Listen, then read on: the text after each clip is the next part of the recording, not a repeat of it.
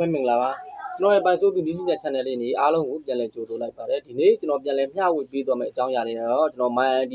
OU game ပေါ့နော် OU game မှာတချို့ဆော့ကြတယ်ပေါ့နော်ကျွန်တော်ဟတ်ထားတဲ့ဟာတွေနဲ့ bot တွေနဲ့ဆော့တဲ့အချိန်မှာတချို့ဘန်းခံနေရတယ်ပေါ့နော်ဘန်းခံတော့ကြာကျွန်တော်ကိုယ်တိုင်လည်းဘန်းခံထားတယ်ဘန်းခံတော့ကြာကျွန်တော် MPD ကများနေပေါ့နော်များနေတက်တန်းကလည်း9ရက်လောက်ပဲရှိတယ်အဲ့တော့ MPD ကတက်တန်းကကုံတော့မှာပေါ့နော်2မျိုးတရားကောင်းတယ်ပေါ့နော်ကိုကဆော့ထားပြီးတော့မှအဲ့မျိုး MPD ကလည်းအများကြီးရှိတော့ကြာနှမျိုးပို့ကောင်းတယ်အဲ့ဒါကြောင့်မလို့ဒီနေ့မှာတော့တက်တန်းတိုးတဲ့နည်းလေးပေါ့နော်ကိုနေ့ကကျွန်တော်တက်တန်းတိုးတဲ့နည်းလေးပြခဲ့တယ်အဲ့ကောင်က499ကျပ်ပေါ့နော်900နဲ့တက်တန်းတိုးရတယ်တက်တန်းတိုးသွားတပတ်တိုးသွားဒါပေမဲ့သူကကြာတလမှတစ်ချိန်မဲ့အဲ့ဘက်ကကဝယ်လို့ရပေါ့နော်တလမှတစ်ချိန်မဲ့ဝယ်လို့ရတယ်ဝယ်လို့ရဆိုတော့နောက်ထပ်သူကတပတ်တည်းရနဲ့တက်တန်းထပ်ကုန်မှာဖြစ်တဲ့အတွက်ကျွန်တော်နောက်ထပ်တိုးဖို့တော့ကသူ့ဘက်ကဝယ်လို့မရတော့ဘူးတစ်ချိန်မဲ့ဝယ်လို့ရတယ်ဒီချိန်ကလည်း900လောက်ရှိတယ်ပေါ့နော်အဲ့ကြောင့်မလို့ဒီတစ်ခါမှာတော့ကျွန်တော်အသက်တာဆုံးနီးပေါ့နော်အသက်တာဆုံးနီးကျွန်တော်အများတန်းလဲတိုးလို့ရနေတိုင်းလဲတိုးလို့ရတပတ်တစ်ချိန်လဲတိုးလို့ရဗျာသူက daily package လေးကိုလည်းဝယ်လို့ရတယ်ပေါ့နော်အဲ့ဒါကြာတက်တာလေးပဲပေါ့နော်သူက daily package လေးက80လောက်ပဲနော်89ကျပ်ပေါ့နော်89ကျပ်80ပေါ့80ကျပ်လေးနဲ့ကျွန်တော်ဒီတက်တန်းတွေတိုးလို့ရပါတော့တစ်ခါတိုးရင်တစ်ပတ်ပေါ့နော်တစ်ပတ်တိုးလို့ရဒီကောင်လေးမဆိုးဘူးလို့ပဲပြောလို့ရပါတော့အဲ့တော့ကြာကို့မှာရှိတဲ့ MB တွေတက်တန်းတိုးခြင်းတယ်ဆိုလို့ရှင်တော့အသက်တာနဲ့80ကျပ်ထင်တယ်ကျွန်တော်ဒီတက်တန်းတိုးလို့ရတယ်နေတိုင်းတိုးလို့ရတယ်ပေါ့နော်ဒီကောင်ကြာတစ်လတစ်ချိန်မဟုတ်နေတိုင်း daily တိုးလို့ရတယ်ဒါမှမဟုတ်ကိုကတစ်ပတ်မှတစ်ချိန်ပဲတိုးမဆိုလို့တိုးလို့ရပေါ့နော်ကျွန်တော်ဆိုရင်တော့တစ်ပတ်မှတစ်ချိန်ပဲတိုးမှာပေါ့ဗျာဒီနေ့တိုးလိုက်တယ်နောက်တစ်ပတ်ပြည့်ကနေကျမှတရက်လိုကြမှာဒီ package ထပ်ဝယ်လိုက်မယ်အဲ့လိုလုပ်လို့ရပါတော့ဒီကောင်က daily package လေးဖြစ်တဲ့အတွက်အကန့်အသတ်မရှိဘူးဗျာနေတိုင်းဝယ်လို့ရဗျာpackage ဆိုလို့ရှိရင်900လည်းပေးရတယ်ဗျာ900လည်းပေးရတယ်သူကပြီးရင်တစ်လမှတစ်ချိန်ပဲဝယ်လို့ရတယ်အခုကတော့နေတိုင်းဝယ်လို့ရဖြစ်တော့တက်တန်းကတော့ကျွန်တော် AC ဖြစ်သွားပြီ80ကျပ်လောက်ရင်းပြီးတော့20 MB လည်းရအောင်ဗျာသူက80ကျပ်နဲ့20 MB လည်းရအောင်ပဲပြီးလို့ရှိရင်ကိုယ့်တီက data လည်းတက်တန်းတိုးမယ်ဗျာအဲ့ဒါလေးပေါ့နော်အဲ့ဒါလေးရအောင်ကျွန်တော်ဟိုနေ့တုန်းကတော့ဒါကျွန်တော်စမ်းတန်တာပေါ့စမ်းတက်တာကကျွန်တော်3ခုလောက်စမ်းတက်တာဆိုဘယ်ရမှမသိဘူးဖြစ်နေလို့အဲ့ဒါကြောင့်ဒီတကားတေချာသွားပြီဒီ package လေးရဖြစ်တယ်ပေါ့နော်ဒီ package လေးရ80ကျပ်နဲ့ကျွန်တော်တက်တန်းတိုးလို့ရပါတယ်ကို့မှာရှိတဲ့ဟာတွေပေါ့နော်အဲ့တော့ဘန်းခံထားတဲ့သူတွေဒီနည်းလေးသုံးကြည့်ပါမဘန်းခံသေးတဲ့သူတွေလည်းဆင်ချင်းပြီးကမှဆော့ပေါ့နော်ကျင့်နိုင်လို့ရှိရင်ရိုးရိုးမိုင် ID ကနေပဲဆော့တော့ bot တွေပါတယ်တခြားအရင်မဆော့နေတော့ရိုးမိုင် ID ကနေပဲကိုကတက်တန်းတိုးရုံလောက်ပဲဆော့တော့ပေါ့နော်လောလောဆယ်ခဏလေးငြိမ်နေတာကောင်းတယ်ပေါက်တာရဲဆက်ပေါက်နေတာဒါပေမဲ့ပေါက်တိုင်းလိမ့်ဆော့မယ်ဆိုလို့ရှင်တော့ကျွန်တော်ဘန်းခံမှာဆိုလို့ကျွန်တော်ဆိုလို့ရှိရင်တက်ကတ်ပဲကြံတော့ကြံတဲ့ကတ်တွေကုန်ဘန်းသွားပြီပေါ့နော်အဲ့ဒါမျိုးဖြစ်နေအဲ့ဒါကြောင့်မလို့ပေါက်တိုင်းလိမ့်မဆော့ပါနဲ့ဟိုကိုမှ MB လေးအထိုက်ရောက်ပြီဆိုလို့ရှိရင်တော့ဒီ my ID နဲ့ပဲတက်တန်းတိုးရုံတော့ပဲဆော့ပေါ့နော်အဲ့ဒါမဘန်းခံသေးတဲ့သူတွေတော့ဘန်းခံရတဲ့သူတွေတော့အခုကျွန်တော်ပြောတဲ့နီးလေးတိုင်းတက်တန်းတိုးရင်တော့ရမှာဖြစ်ပါတယ်တလက်စားတဲ့ကြော်ညာလေးဝင်နေမှာဗာလဲဆိုလို့ရှိရင်တော့ဒီမှာ expert ပူပြန်တော့ line အရန်ကောင်းတဲ့ expert ပူပြန် premium account တွေဝယ်ခြင်းလဲဆိုလို့ရှိရင်တော့ဈေးနှုန်းချိုသာစာနဲ့ကျွန်တော်တို့ဒီမှာလာရောက်ဝယ်ယူလို့ရပါတယ် comment မှာဝယ်မဲ့သူတွေ comment လေးရေးခဲ့ပေါ့နော်ဝယ်ခြင်းတဲ့သူတွေပေါ့နော်အဲ့တော့ expert ပူပြန်ဆိုတာသိတဲ့အတိုင်းပေါ့နော်သူတရားဝင် website ကနေဝယ်မယ်ဆိုလို့ရှိရင်တစ်လကိုသူက2900လောက်ရှိတယ်ကျွန်တော်တို့ဒီမှာ2000 3000နဲ့ရမှာပေါ့နော်တစ်လသားမှာအဲ့ဒါဝယ်ခြင်းတဲ့သူတွေ expert ပူပြန်ဝယ်မဲ့သူတွေကျွန်တော်ဒီမှာရှိပါတယ်အဲ့ဒါလေးပြောပါပေါ့နော်အဲ့တော့အခုကျွန်တော်ဒီတက်တန်းတိုးတဲ့နည်းလေးပေါ့နော် package လေးဝယ်တဲ့နည်းလေး daily package လေးပေါ့နော်အကောင်လေးရ80ကျပ်နဲ့ဝယ်ပြီးတော့မှသူကတက်တန်းလေးတိုးသွားမှဖြစ်ပါတယ်အဲ့ဒီဝယ်တဲ့နည်းလေးကိုကျွန်တော်ခုပြပေးပါမယ်ကျွန်တော် channel လေးကတော့နီးပညာနဲ့ပတ်သက်တာတွေအမြဲတင်ဆက်ပေးနေတဲ့ channel လေးဖြစ်ပါတယ်ကျွန်တော်ရဲ့နီးပညာလေးတွေကိုကြိုက်နှစ်သက်တယ်ဆိုရင်တော့ like and share လေးနှိပ်ပြီးကမှကျွန်တော်နောက်ထပ်တင်တဲ့နီးပညာအသေးလေးတွေကြည့်ရှုခြင်းနဲ့ဆိုရင်တော့အောက် subscribe ဆိုတာလေးကိုနှိပ်ပြီးဘေးကခေါင်းလောင်းလေးကိုနှိပ်ထားခဲ့ပေးပါအဲ့ဒါမှကျွန်တော်နောက်ထပ်တင်တဲ့နီးပညာအသေးလေးတွေမိတ်ဆွေတို့ဒီမှာအရင်ဆုံးပေါ်မှာဖြစ်ပါတယ်အားလုံးကိုကျေးဇူးတင်ပါတယ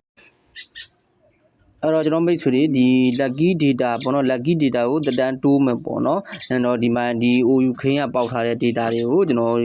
်တက်တန်းတိုးသွားမယ်နေ့စဉ်တိုးလို့ရတယ်ပေါ့နော်အကန့်အသတ်မရှိဘူးပေါ့နော်အကန့်အသတ်မရှိဆိုတော့တစ်နေ့တစ်ချိန်ပေါ့နော်ဒီလတိုင်းလမှာဟိုတစ်လမှာတစ်ချိန်လို့မဟုတ်ပေါ့နော် daily package ဖြစ်တော့နေ့တိုင်းတိုးလို့ရတယ်ဒါမှမဟုတ်လေတစ်ပတ်တစ်ချိန်ပဲတိုးလို့လည်းရတယ်ပေါ့အဲ့တော့ကြာအဲ့ဒါလေးတိုးမယ်ဆိုလို့ရှင်တော့ကျွန်တော်ဒီမှာ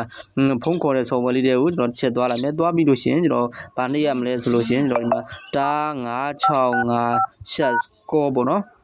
star 565ရှက်ကောဆိုလေကျွန်တော်ချက်နေလိုက်မယ်ဒီကောင်လေးပေါ့နော်သူကဒီမှာ89ကျပ်တဲ့20 MB ရမှာပေါ့နော်ဒီမှာပြီးလို့ရှင်သူက69ကျပ်ကို30 MB ပေါ့နော်ပြီးရင်199ကျပ်ကို60 MB အဲ့လိုဝယ်လို့ရပါတော့ဒီကောင်လေးကအဲ့တော့ကြာကျွန်တော်ဒီမှာ အနေဆုံးလေးပဲဝယ်လိုက်မယ်เนาะကျွန်တော်89ကျပ်နဲ့ကျွန်တော်ဒီ20 MB ပေါ့เนาะအဲ့ဒါလေးဝယ်လိုက်မယ်အဲ့ဒါလေးဝယ်မယ်ဆိုလို့ရှိရင်เนาะကျွန်တော်ဒီကိုမှရှိတဲ့တိုးသွားမှာပေါ့เนาะကိုဒီ20 MB လေးကသူ့ကိုသူတက်သီးသန့်လေးနေမှာပေါ့เนาะဒီ20 MB လေးကသူ့ကိုသူသီးသန့်လေးနေမှာဟိုးဆိုတာသူ့ကိုသူတက်တန်းတိုးသွားမှာဒီကောင်နဲ့ဟိုက lucky data နဲ့သာသွားတော့မပေါင်းပေါ့เนาะဒီ20 MB လေးကသီးသန့်နေမယ်ဒါပေမဲ့ည7နာရီကျော်တဲ့အချိန်မှာဟိုကောင်မှာတက်တန်းတိုးသွားမှာပေါ့เนาะအဲ့ဒါမျိုးလေးပုံစံမျိုးလေးဖြစ်ပါတယ်အဲ့တော့89ကျန်နဲ့ကျွန်တော်20 MB ဝယ်လိုက်မယ်ဆိုလို့ရှိရင်เนาะကိုမှရှိတဲ့ဒီ lucky data တွေပေါ့เนาะကျွန်တော်ဒီ gain ဆော့လို့ရထားတဲ့ဟာတွေကသူည7နာရီကျော်တာနဲ့တက်တန်းတိုးသွားမှာဖြစ်ပါတယ်ဒါလေးတိုးမယ်ဆိုလို့ရှိရင်เนาะကျွန်တော်ပြောသလိုတရက်အလိုပေါ့เนาะမနေ့ပြန်လို့ပြည့်မယ်ဆိုလို့ရှိရင်ဒီနေ့လိုဝယ်ဒီည7နာရီကြာမှသူကတိုးမှာပေါ့เนาะအဲ့ဒါကြောင့်မလို့ကြိုးဝယ်ထားမှာပေါ့เนาะအဲ့တော့じゃနေတိုင်းတော့ဒါကြီးသွားတိုးမနေနဲ့ပေါ့เนาะကျွန်တော်ဒီကောင်လေးကတပတ်ဒီတိုးသွားဖြစ်တယ်အဲ့တပတ်ပြည့်ကန်ဒီမှာတခါဒီပက်ကစ်လေးကိုထပ်ဝယ်ပေါ့เนาะနေတိုင်း80ကျပ်တွေအကုန်မခံနဲ့ပေါ့เนาะအဲ့ဒါကျွန်တော်ဝယ်လိုက်မယ်ဆိုတော့1ဆိုလေးကိုယူပြီးကမှကျွန်တော်ပို့လိုက်မယ်ပေါ့เนาะအဲ့တော့ကျွန်တော်ပြောဖို့လေးတစ်ခုကြံသွားလို့ပေါ့เนาะအဲ့ဒါဘာလဲဆိုလို့ချင်းကျွန်တော်မှာကတ်တွေအများကြီးရှိတာမှာစမ်းတဲ့အချိန်မှာကတ်တိုင်းတော့မရဘူးဗျကျွန်တော်နှစ်ကတ်စမ်းတာမှာတစ်ကတ်မှာရလိုက်တယ်တစ်ကတ်မှာတော့မရလိုက်ဘူးဗျသူကဘယ်လိုလဲတော့မသိဘူးเนาะအဲ့ဒါကြောင့်ကျွန်တော်မိတ်ဆွေလည်းအဲ့လိုလေးစမ်းကြည့်ပေါ့เนาะနည်းနည်းလေး2ရက်လောက်ချိုးပြီးကမှစမ်းကြည့်လိုက်ပေါ့เนาะကတ်တိုင်းမရတာဖြစ်တယ်ရတဲ့ကတ်ကရတယ်မရတဲ့ကတ်ကမရဘူးဗျအဲ့လိုလေးတော့ဖြစ်နေတယ်ပေါ့เนาะကျွန်တော်နောက်ထပ်နီးတွေစမ်းတော့စမ်းထားတယ်ဗျစမ်းလို့ရတာနဲ့ကျွန်တော်တင်ပေးမှာဖြစ်ပါတယ်တော်တော်များများတော့စမ်းထားတယ်ဗျတခြား data ဝယ်တဲ့နီးရောစမ်းထားပေါ့နော်အဲ့ဒါတွေရလို့ရှင်လဲရလျင်ရချင်းကျွန်တော်ထပ်တင်ပေးပါမယ်ဗျနော်ဟိုကျွန်တော်ပထမတင်ခဲ့တာဆိုလို့ရှင်တော့သူက900ကျန်တယ်တစ်လမှတစ်ချိန်မဲ့ဝယ်လို့ရပါနော်ဒါလေးကနေတိုင်းဝယ်လို့ရဖြစ်တဲ့အတွက်အဆင်ပြေတယ်ပေါ့နော်ဒါမျိုးလေးပို့လိုက်လို့ရှင်နောက်ထပ်1ဆိုလေးယူပြီးကမှကျွန်တော်ဆင့်ဆိုလေးပို့လိုက်ပေါ့နော်ဒါမျိုးလေးပေါ်လာပြီဆိုလို့ရှင်เนาะကျွန်တော်ဝဲပြီးသွားပြီပေါ့เนาะဝဲပြီးသွားပြီသူက message လေးဝင်လာလိမ့်မယ်ပေါ့เนาะအဲ့တော့သူကည7နာရီကျော်လို့ရှင်ကိုဟာကသူအော်တိုတိုးသွားမှာပေါ့เนาะဒါလေးကကျွန်တော်ကိုယ်တိုင်2ကြိမ်တောင်စမ်းထားပြီးပေါ့เนาะ2ကြိမ်တောင်စမ်းထားပြီးဖြစ်ပါတယ်ဒီကောင်လေးကအန်စကွာဒီပါလည်းပြန်လုပ်စီရမလို့ပေါ့ဗျာသူကဒီမှာ89ကျန်နဲ့ free 20 MB လို့ပြထားသူကတော့ဒီရဲ့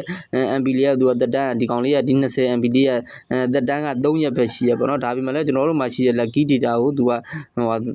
တိုးပြီးတယ်ပေါ့နော် lucky ဒီကောင်နဲ့ဟိုကိုမှရှိတဲ့ lucky data တော့မပေါင်းဒီကောင်က lucky data ကိုမှ gain ချော့လို့ပြီးပေါက်ထားတဲ့က lucky data 2ပေါ့နော်သူအဲ့ဒါမျိုးလေးပြနေတယ်ဒီကောင်လေးက3ရက်ပဲတက်တန်းရှိတယ်ပေါ့နော်ဒါပေမဲ့ဟိုမှာသွားတိုးတယ်ပေါ့နော် lucky data 2မှာသွားတိုးတယ်ပေါ့နော်ကျွန်တော်စမ်းကြည့်ပြီးနှစ်ခါတောင်ရှိပေါ့နော်အဲ့ဒါလေးစမ်းတာအဲ့တော့ကျွန်တော် mind detail လေးဝင်ပြပေးမှာပေါ့နော်အဲ့တော့ကျွန်တော်ဒီ data တွေကိုတစ်ချက်နှိပ်လိုက်မယ်ဆိုလို့ရှင်တော့ကျွန်တော်ပေါ်တော့မလာသေးဘူးเนาะ lucky data 2လေး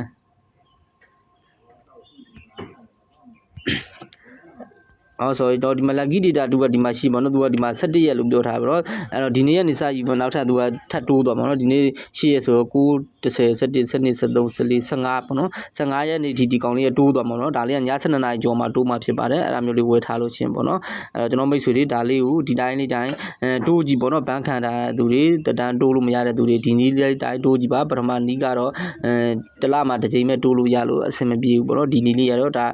ကိုတိုးခြင်းတလို့တိုးလို့ရပါတယ်အားလုံးအဆင်ပြေကြပါစေကျေးဇူးတင်ပါတယ်